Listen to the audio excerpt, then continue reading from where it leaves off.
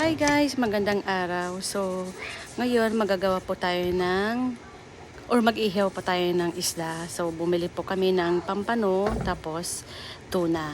So, medyo na lang kasi kami, naumay na rin kami sa karne, kaya din naman, isda naman po yung iihaw po natin.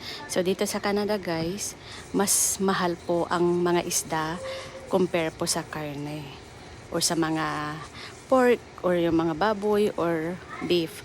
So, paminsan-minsan, kain din po tayo ng karne. Tapos, more in fish po tayo ngayon or mga gulay. Kasi para healthy life po tayo. Ayan. So, nilagyan ko po siya ng asin. Maraming asin para masarap po yung inihaw po natin. Kasi hindi naman natin na matitikman ng sobrang alat yan. Kasi meron naman tayong pangsawsaw sa kamatis, sibuyas. Ayan. Then, short video lang po tayo ngayon guys. Kasi alam nyo naman, busy po tayo ngayon. So, enjoy watching. Maraming salamat po sa taga-subaybay po na ating YouTube channel. Pagkasabay mo ba?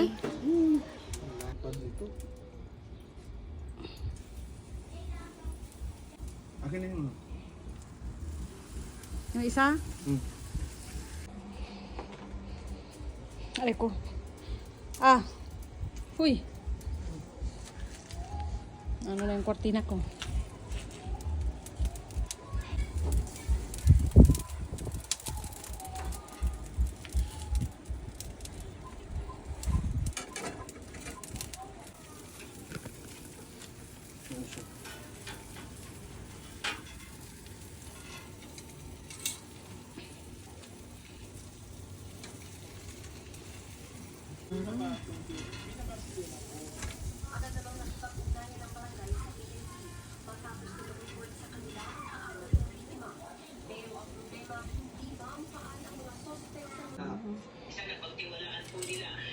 Ay, shit!